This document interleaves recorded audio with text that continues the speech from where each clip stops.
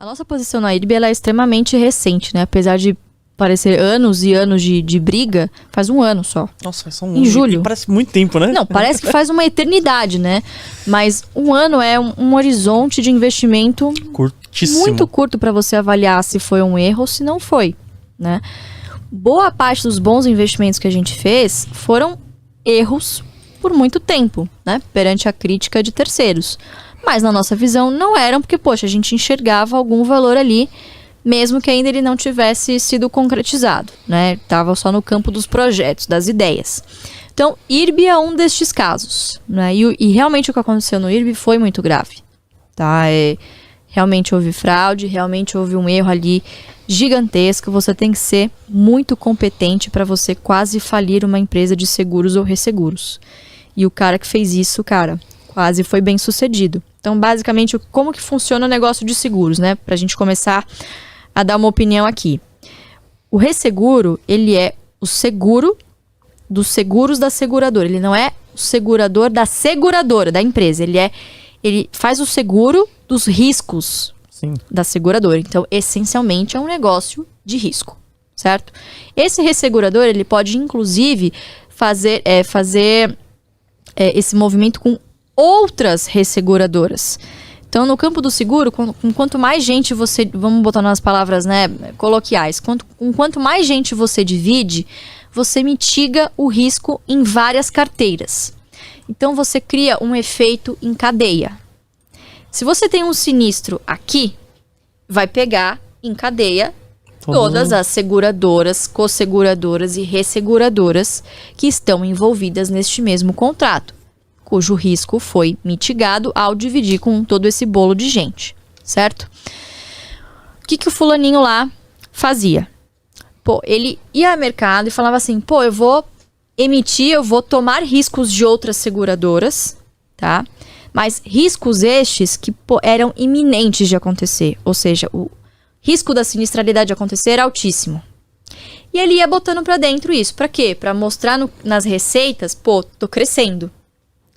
Por outro lado, o que acontece? Você, como seguradora ou ressegurador, precisa ter um capital mínimo exigido. Isso é regulado pela SUSEP, obviamente. Existe um escrutínio muito grande em cima disso, em que você precisa ter reservas de liquidez, reservas técnicas ali em garantia. Se acontecer claro, acontecer o sinistro, você ter como mostrar para a SUSEP, mostrar para o mercado que você tem como honrar aquele compromisso. Então, essencialmente, o negócio de uma seguradora, cara, é o melhor negócio do mundo. Você paga e reza para não precisar do serviço. Tem noção? Você paga primeiro, depois você talvez vá receber. E se você não receber, maravilha. Principalmente se for um seguro de vida, né?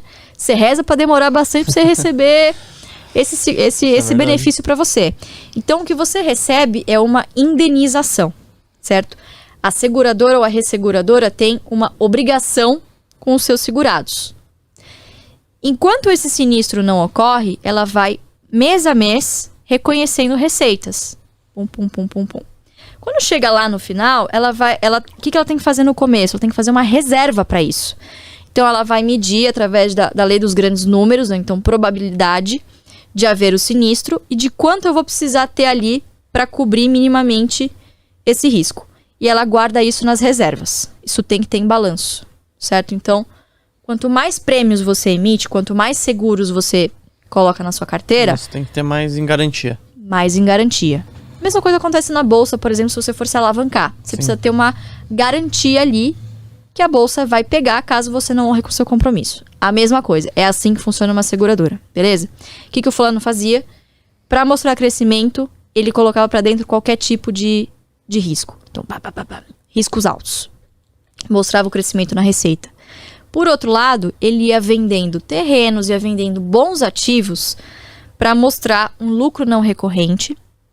E ele reduziu essas reservas. Então, literalmente, ele expôs o balanço do IRB a um risco gigantesco, porque uma hora ou outra ia estourar. E que bom que descobriram enquanto não estourou. Quer dizer, estouraram por ele a bolha, entende? Entendi. Uma hora ia dar muito errado e não ia ter como voltar. Podia ser pior ainda. Então o cara tava drenando um caixa que ele não podia.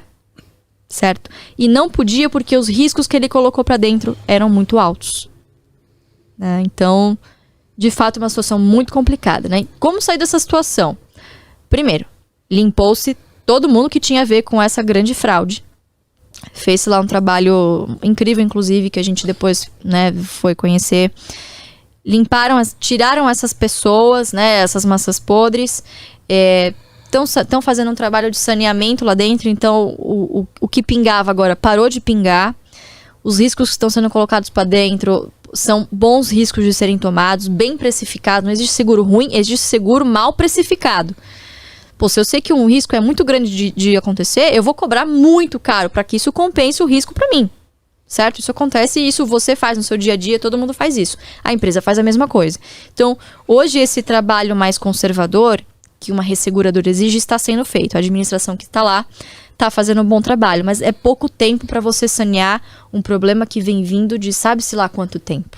Né? Então, do lado do investidor é complicado porque a gente não consegue ter uma visão de quando esses efeitos passados vão ser completamente retirados do balanço, né? Que tem um efeito de cauda que a gente chama nesses contratos que sujam os próximos balanços e impedem impedem a empresa de crescer, de colocar novo risco de emitir novos prêmios, porque você precisa da garantia, mas o cara limpou a garantia, você entende? Então você precisa capitalizar a empresa, que foi o que eles fizeram lá atrás.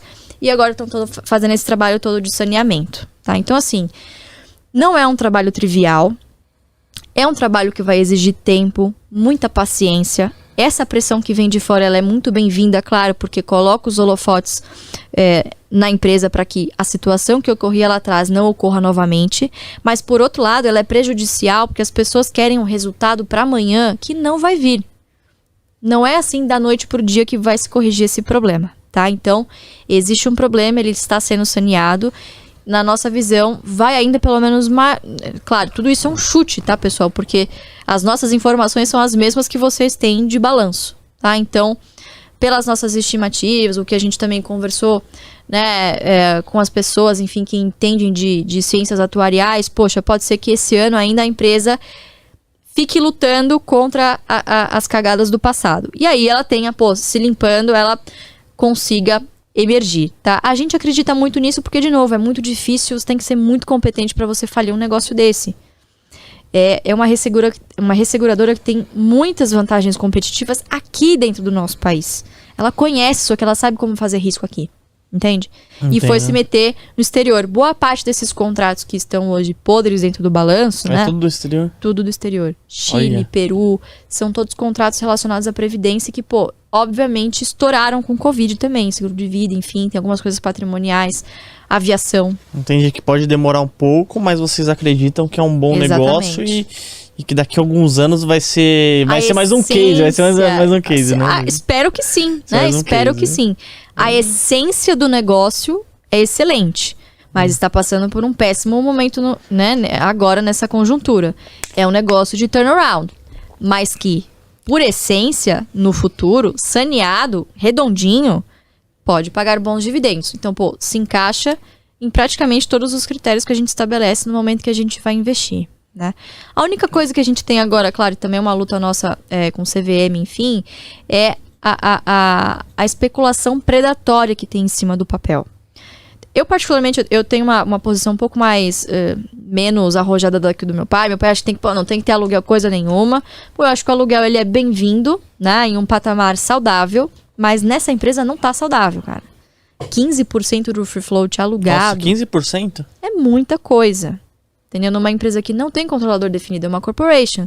Você tem lá 2 grandes, Itaú e Bradesco, que juntos tem, sei lá, acho que 18%.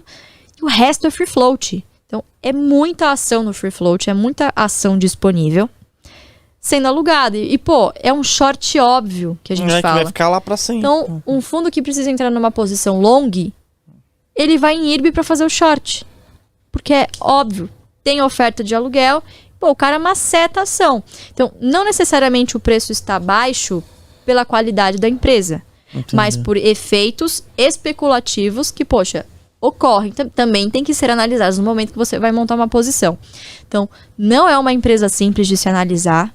é muito difícil de se analisar, tem termos muito técnicos, inclusive que são parecidos, mas não tão parecidos quanto o de seguro, é um negócio muito específico, mas que tem muito potencial. Então a gente viu ali uma boa simetria, uma boa oportunidade de entrar. Também não entramos tudo de uma vez, essa posição Vocês estão fazendo posição ainda nela? Foi construída ao longo de todo esse tempo, entende? Está sendo construída ainda. Então não é continuam comprando ainda um pouquinho ali? A última vez que meu pai comprou foi um lote grande até, inclusive, 1,5 milhão de ações, nem lembro quando foi, mas foi esse ano. Mas, ultimamente a gente não tem comprado, a gente tem olhado para outras coisas. Sim. E também não é toda vez, todo mês, todo dia que a gente compra. Vai olhando para uma coisa, vai olhando para outra, tem que fazer também a gestão do caixa lá da carteira dele. Mas é um negócio que ainda está na nossa carteira e que a gente não vai desistir tão fácil. Então a gente tentou atuar numa forma de uma administração mais ativa, pleiteando uma vaga no Conselho Fiscal, porque o Conselho de Administração é só na Assembleia do ano que vem, né? A gente não queria entrar com o pé na porta nem nada. Então, tentamos entrar pelo Conselho Fiscal, não conseguimos justamente porque 18% dos votos estão na mão de Itaú e Bradesco. Nossa, 18%. Exatamente. Mas nós conseguimos 100 milhões de votos. Nossa. Isso é 8% da base acionária. Nossa, muita coisa, né? É muita coisa. Então, assim, a gente tem muita gente do nosso lado. Inclusive, obrigada para quem participou. Isso é do interesse de todos, né?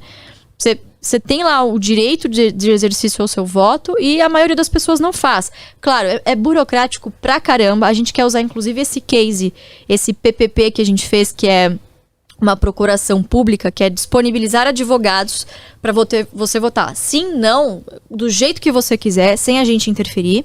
Claro que tem uma recomendação. Olha, pessoal, a gente vai votar assim. Gostaríamos que vocês votassem assim. Mas temos representantes lá, advogados, caso vocês queiram votar não ou abster-se. É do livre-arbítrio de vocês. Então é isso que a gente fez, chama PPP. É um mecanismo não muito comum no mercado e foi o PPP mais bem sucedido da história do mercado de capitais. Nunca antes alguém fez um PPP e conseguiu juntar 8%. Claro, fez história. Não elegeu, mas mostrou para a empresa que os acionistas estão unidos. Estão de olho, né? Estão interessados e querem ajudar também de alguma forma. Colocando um representante lá, né? Quem quer que seja. Então, a gente não desistiu da empresa. Ano que vem tem assembleia de novo, né? A gente não larga o osso tão fácil assim. As posições que a gente monta são para longuíssimo prazo.